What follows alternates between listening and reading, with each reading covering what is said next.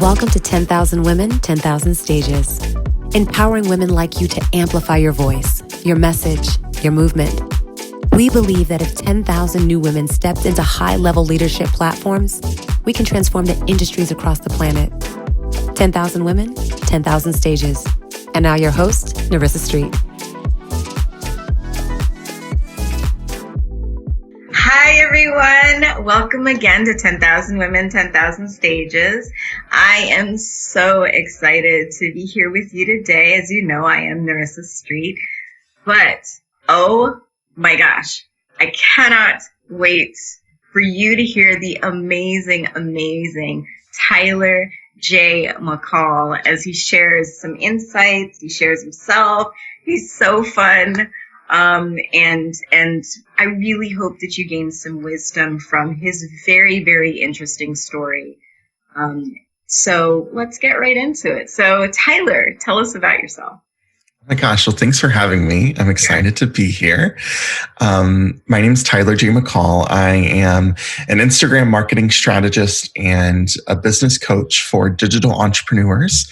So in particular, I help online business owners, folks who are selling their knowledge or their skills or their experiences online and helping people either build better businesses, live a healthier life, be better partners, better parents, have a more organized home, whatever it is that people are helping people do. I help them get really clear about who they're helping do that and how to convey that message online. And in particular, on Instagram. Instagram's kind of been the platform that I've been known for, oh my gosh, almost 5 years now, which feels really crazy. And I'm kind of in a little bit of a like pivot and growth moment myself in my own business. I'm kind of growing and branching out and creating some new opportunities to work with people and support entrepreneurs online. But I got my start in this online world back in 2015 when I was working my full-time nonprofit job. And that is what I had kind of always wanted to do. I really went into college, like knowing I wanted to end up in the nonprofit world. And I was passionate about community and connecting people with resources and with causes that they believed in. So that's what I did right out of college and did that for nearly 10 years. And at the end of my nonprofit career, I was feeling really burnt out. I was feeling really exhausted. I was working like 60 and 70 hours a week. And let's be honest, I was making like $35,000 a year. So not, I know, you know how it is. Yes. So I started doing the side hustle thing like so many folks do. And I started an online business. And then from there, that grew into me helping other businesses with their social media. And I was eventually able to leave my nonprofit job in 2016 and run an online marketing agency for a few years. And then eventually started specializing in Instagram marketing and then started coaching and consulting before finally launching a digital product. And that's kind of the main thing I do now. I have an online membership community called the Follower to Fan Society. And inside of that program, we're helping our members leverage Instagram and make it a successful part of their marketing. So that's the little like crash course in the business side of who I am and how I got here. Yeah. And you have, you didn't mention it by name, but I'm going to mention it by name, the Online Business Association, right? Yeah. That's the new thing coming soon. Yeah. And I think the fact that you have been able to, because I'll tell you, a lot of my followers are also helpers and healers, right? And so I know all of you who are listening can really align with the burnout, the nonprofit burnout thing. And even if it's not nonprofit, it is, you're out in their community, you're doing work, you're doing good work, and I say it's about moving from doing good to being good and feeling good, and so tell us a little bit about like when you made that shift. Did you feel what some of my audience talks about, which is like the guilt of like, I gotta leave this, in order for me to thrive? Yeah. Oh, that's interesting. I haven't thought much about that, but I definitely think that was there, especially, it was especially evident that first year in business when that guilt was coming through in my kind of anxiety around charging my worth, or like charging what I needed to charge. And, I had a business partner at the time, and we were doing social media management, email newsletter, like all these things for clients for like $800 a month that we were splitting between two people. Wow. And it's just because I didn't believe like I was worthy of being paid more. And I definitely think some of that guilt came through of like, well, maybe I shouldn't be charging for this. One of the issues I struggled with for the longest time, and I'm sure you see this in your community as well, is thinking that just because it comes easily to me, then it should come easily to everyone. And if it comes easily to me, then what is the worth or value in charging for that, right? But it's just not true. And the example I always like to think of is graphic design. Mm-hmm. Like graphic design does not come easily to me. I know beautiful design. I know really great branding. I know I want that for my business. But if you were to give me the computer and the software and even the training on how to do it, I have no clue how I could create that. So for me, like graphic design is one of those things that is of value for me to pay for, because I don't know how to do it, but it comes easily to someone else and they need to charge their worth for what that gets for me in my business. So yeah, for the longest time, I didn't charge what I needed to. And I definitely had to do a lot of that money mindset work. I remember the first month in my business when I made as much in 1 month as I made in my annual salary at my nonprofit job. How'd that feel first? It felt amazing. Part of me was annoyed that I waited so long to pursue entrepreneurship because, I think I had been sold on this idea of like, well, if you want to, I went into the nonprofit world, and in particular, I worked for the YMCA. Right. And the YMCA is an incredible organization. And I went in with the goal of being a lifer in the Y, this idea like I would start my career at 22. I could retire by the time I was 50. Wow. The Y has an incredible retirement program, like one of the best retirement programs out there for any type of professional. And that was kind of my path. That was like the plan I had.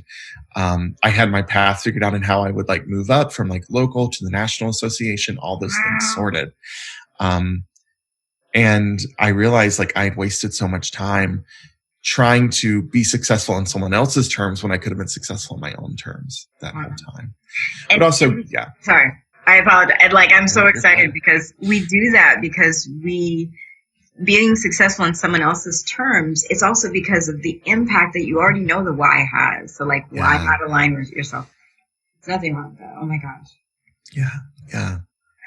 Oh my gosh. So I appreciate your authenticity in saying that and letting people hear that that was a struggle for you. But then when you had the mindset shift and you started to charge your worth, what happened?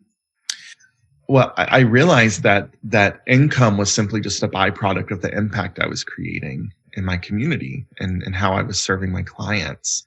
And really started to understand also the concept of if I wanted, and this is something that, a lot of business owners struggle with, and I struggle with this. I even struggle with this today. I'm not going to lie and say like, I figured it all out, but, finally understanding that if I really wanted to create an impact for my community, that there needed to be some kind of exchange from them to me and me to them. And really starting to understand what money really is, and understanding how money, like not money as like the currency, but money is like the energy of like exchange of value, what that really meant for my business.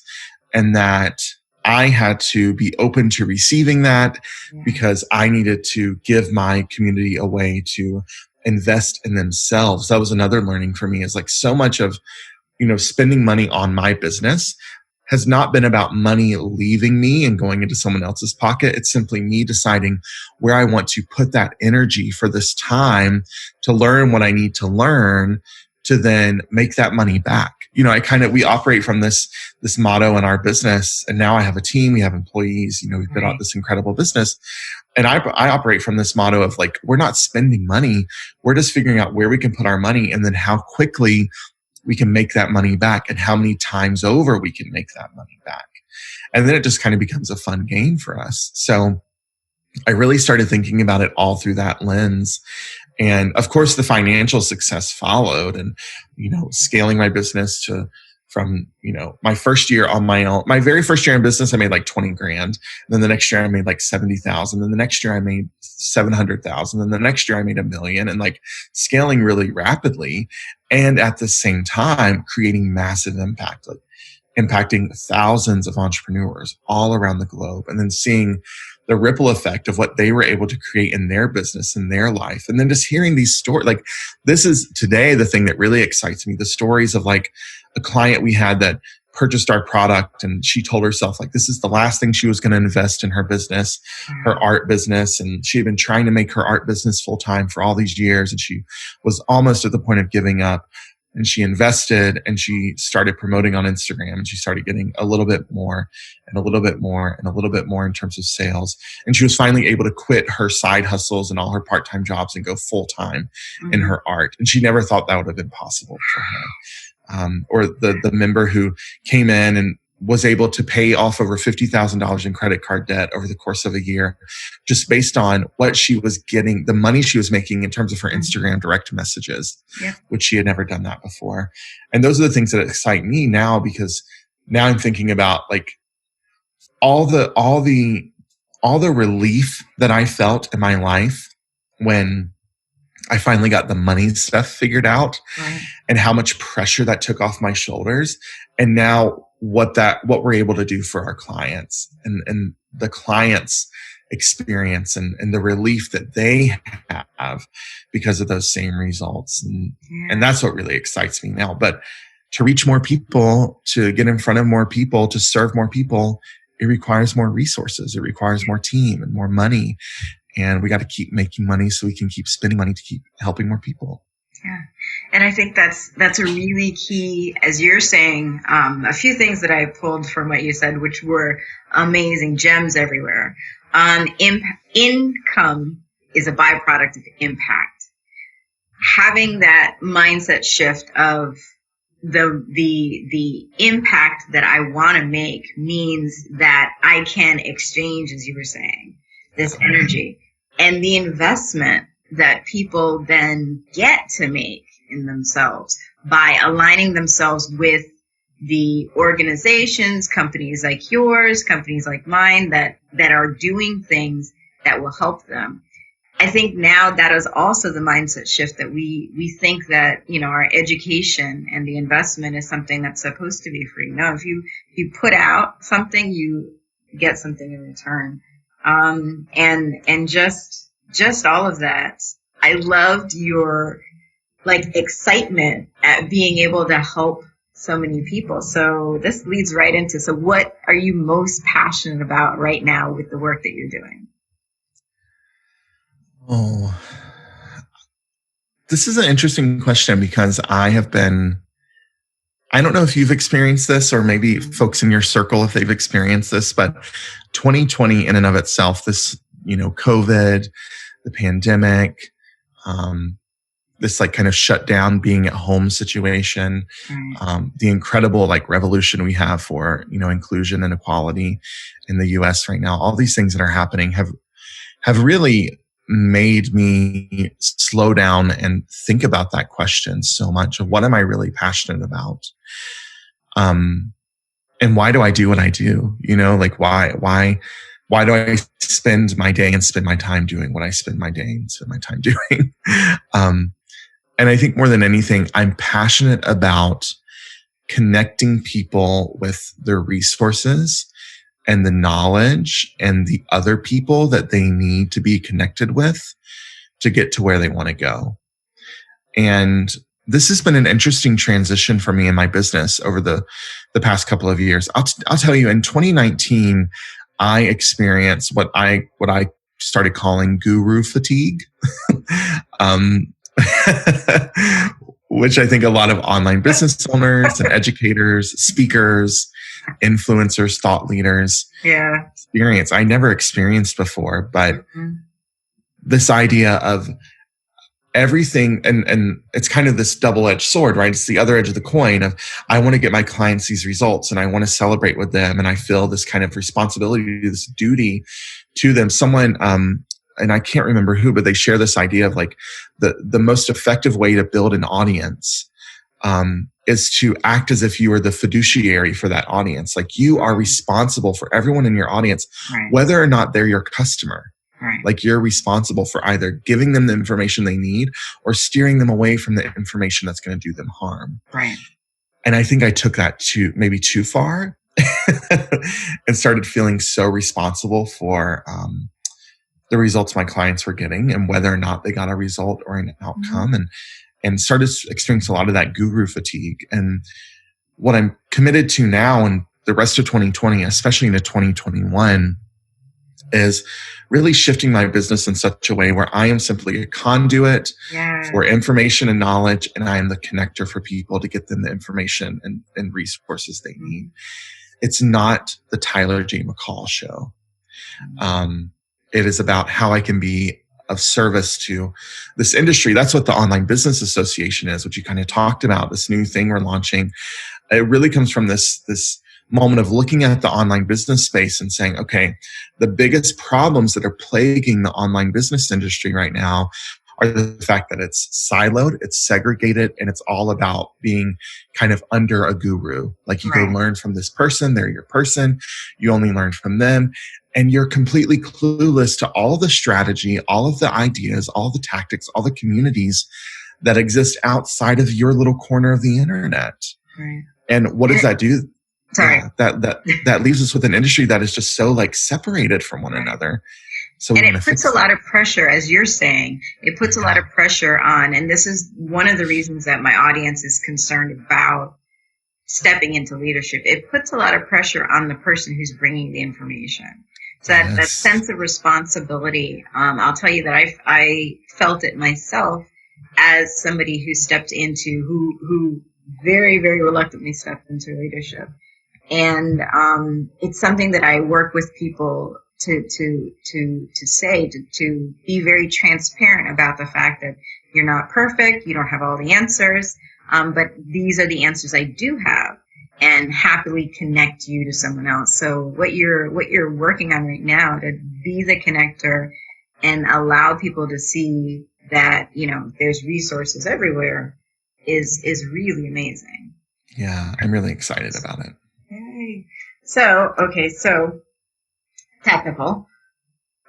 You are an Instagram king, right? Okay. Thank you. So a few things that I know some of my audience is really concerned about. You are also very authentic, right? And so a lot of them are very concerned about how much of my personal narrative do I share? So how do you make that decision? What is it in your mind that helps you make the decision about how much of your personal narrative you share? Yeah, there's so many things that kind of go through this process, but at the same time, it's not complicated. The very first thing, this is something we encourage our clients to do, is sit down and create a list on one side of the paper, put everything that is fair game for you to share and talk about. So what are the things in your life that you're comfortable sharing? And then on the other side of the page, put things that you would consider off limits, that you're not going to talk about. So that's the first thing. Now, for me, like, what's fair game? I talk openly about being a queer person in the South. I talk openly about being a fat person and as a business owner, as an influencer online, and what that looks like. I talk openly about navigating, becoming actively anti-racist and what that process looks like. I talk openly about mental health and my struggle with binge eating disorder and depression. I talk about building my business, building my team, the lessons I've learned, the mistakes I've made. That's all fair game for me. I've talked openly about grief and navigating that over the past few years after dealing with some sudden deaths in my life.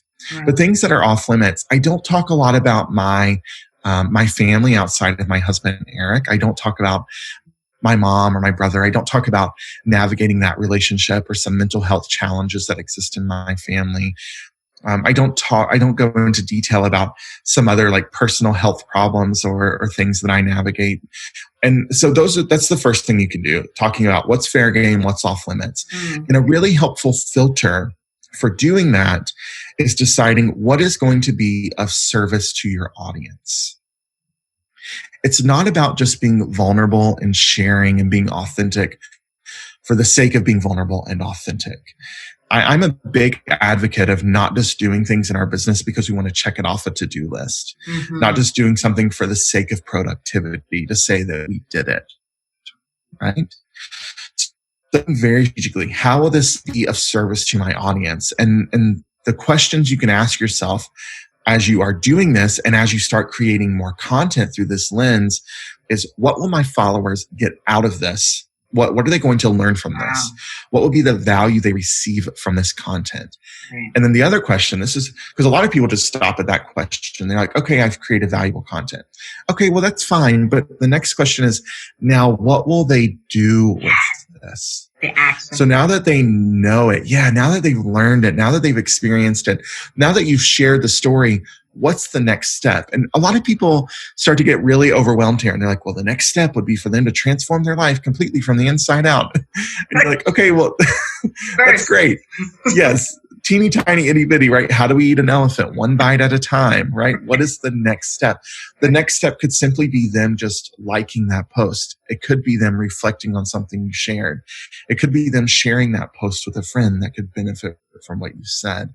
So when you look at it through those lenses, it makes authenticity and vulnerability so much more thoughtful. It makes it so much more meaningful.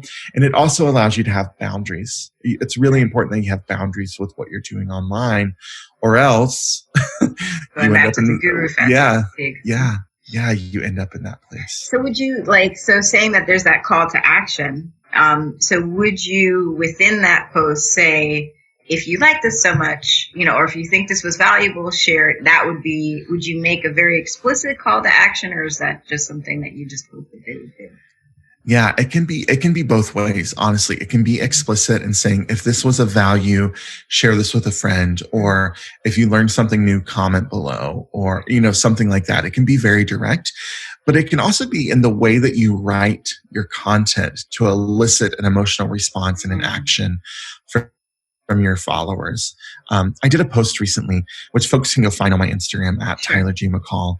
And I talked about being fat shamed online, which is something that's happened pretty regularly throughout my entire entrepreneurial journey. And it's something that I've never really let bother me. I've always been a bigger person. I grew up in the mountains of North Carolina. I grew up as like a queer, chubby kid, like in a town where everyone played football, everyone did sports, everyone went to church, everyone was in the Boy Scouts. And I just wanted to like dance and be on stage and do theater and things like that.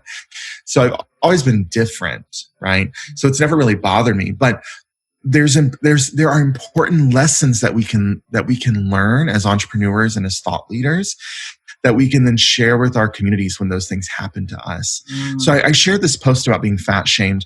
And I even said in the post, I don't need you to comment below and tell me that this person was wrong, or to tell me that I'm beautiful the way that I am. That's not what I need you to do. I need you to simply love fat people as they are without an expectation for them to change. Like, that's what I need you to do. And there's something powerful in telling your audience what you do not need them to do, and instead the behavior you do need them to have. That, first of all, it magnetizes people to you even further. And at the same time, it repels people, which is so important in social media. Yeah. We have to be okay with pissing people off and pushing them away. Like, we have to do it. Yeah. It magnetizes people to you, and then it gets them to talk. It gets them to have a conversation with you, because you've put a very clear line in the sand. You've established a very clear boundary of, this is what I don't need y'all to do right now, but I do need to. And people who are willing to do that, they're going to comment. They're going to have a conversation. Yeah. Ooh, those are some juicy nuggets, sir. Juicy nuggets. Yes, but I think, I've seen that, and I believe I saw that post. And the dialogue that happens, and I think one of the things that you talk about in your techniques is less about having an explosion of followers and more about having engagement and connection with the people who are your followers. So, so this is beautiful. So if we're not kind of using that cookie cutter, and having the engagement, how then do you move to scale? Like, how do you go from like, handcrafting every post to then now like, here we are and I can relax and not have to, be on Instagram every day. Because I think that's the other side of it too. Like I want to have a lot of impact. I want to reach these audiences and teach them these things.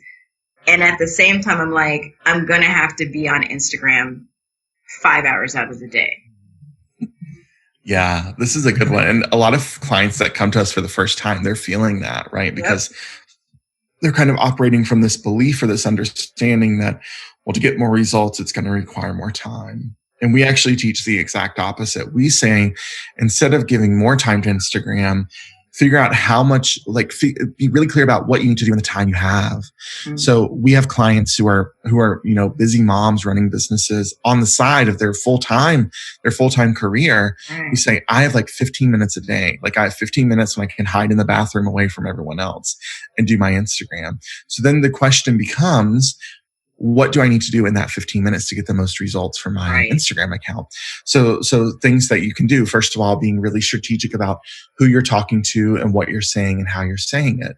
So having a really clear understanding of, we call this your brand voice and your brand identity on Instagram, and having that documented, then that allows you to easily create content. Another thing that we teach our clients is that you can actually post less often and get more results, because your content lasts longer on Instagram now, thanks to the Instagram algorithm. Mm-hmm. So instead of trying to post 6 times a week and getting into this content hamster wheel, what if you just focused on creating 2 or 3 really good posts every single week? That becomes so much easier because you're creating content with focus on quality over the quantity of the content you're trying to pump out.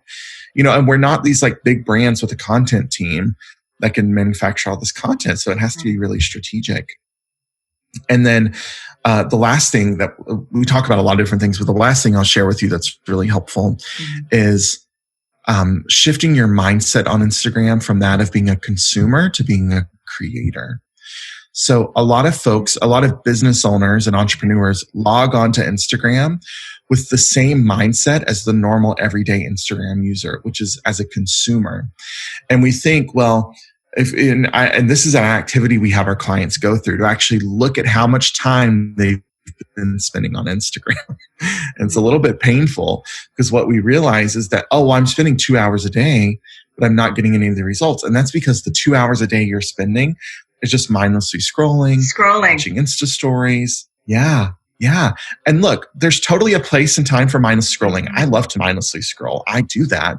But I don't expect to mindlessly scroll for an hour a day and get the result on Instagram of someone who's spending an hour a day creating content, posting on stories, responding to DMs, having conversations in the comments, being a creator of content, a creator of connections on Instagram. And that shift right there will completely change your Instagram experience. Just knowing why you are opening the app, why you are going into Instagram, completely changes the results you get from Instagram. This is amazing. Oh my goodness. So all of this juicy tidbits, all of these things are going to be available. I think you said follower to fan society. Mm-hmm. Yeah. But then also now I'm assuming we can join the Online Business Association at some point. And once that's available, we'll of course attach that information to this particular episode, and you'll have that. So let's get back into some storytelling about you. So what experience has transformed you? Oh my gosh, there's so many.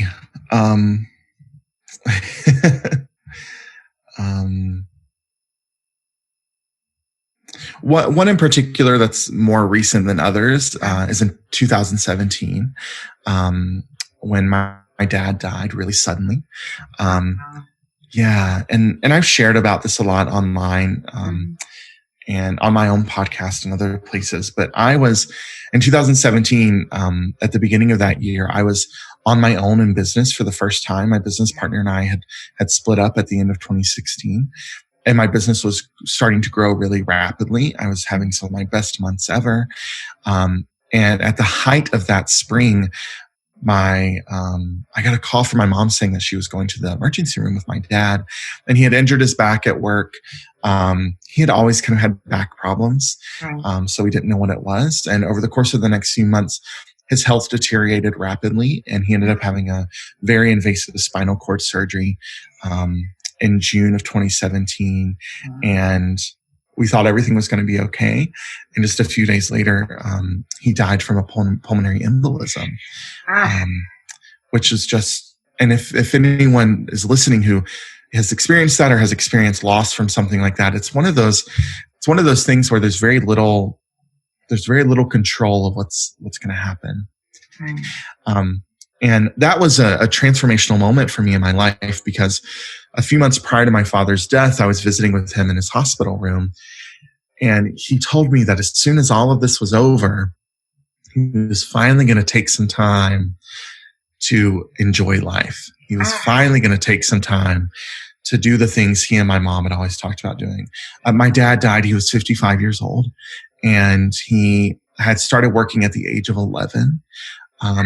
My grandfather had a family sawmill, and my dad was one of 5 sons. So he and all of his brothers spent their entire childhood, all of their youth, working at the family sawmill. My grandfather was an alcoholic. He was incredibly, so he had spent his entire youth working on that sawmill.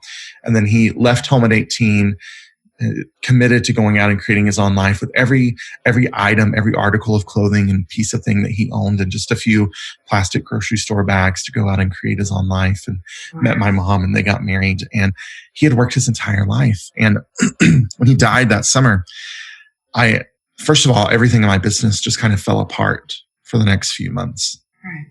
And I became painfully aware of the fact that I created an entire life just like my father had created for himself. And it was in that moment where I committed that, I was not going to, first of all, I looked at the fact that at the time my dad died, I was 29 years old. And if I were going to die at 55, then I had 26 years left. Wow. So what was I going to do with those 26 years? How was I going to make the most of those 26 years? And that was what led me to, just a few months later, completely burning my entire business down, firing all of my clients, no longer doing social media management, no longer doing one-on-one coaching because I didn't enjoy it, and launching a membership site that created more sustainability, that gave me a consistent income. And in less than 12 months, I took my business to, $750,000 in revenue, because I was just so committed. And at the same time, made all of that money, which, money isn't necessarily the indicator of success, because you can make a lot of money and still be working a lot. Made a lot of money and took a lot of time off, started working a lot less. And even to this day, running my business, I work at most maybe 4 days a week. I always have a 3-day weekend. I work at the most maybe 4 or 5 hours a day. My husband and I last year, we traveled like 26 weeks out of the year. So half the year we were on the road. We were in California or Hawaii or New York or Chicago or Florida or wherever. And that's just what I'm committed to now. That's the kind of life I'm committed to, having that lifestyle business more than anything. And I'm grateful that, I hate that I lost my father, but I'm grateful that I had the chance at a young age to learn what I needed to learn about the kind of life I wanted to create. So that was truly transformational for me. Yeah, that is, wow. Thank you for sharing that. And I know people are taking something amazing from it. And I know it's several years, but I'm sorry. Thank you. Yeah. Thank you. Well, there's really not much else to say past that. You've been absolutely amazing.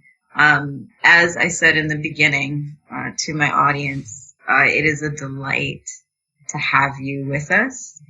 I want you, if you could do me a favor, let us know everywhere we can find you. let us know what it is that we can do if we wanted to exchange some energy with you as well. And then we'll take that time to close. So yeah. So surprisingly enough, Instagram's the best place, the best place to find me.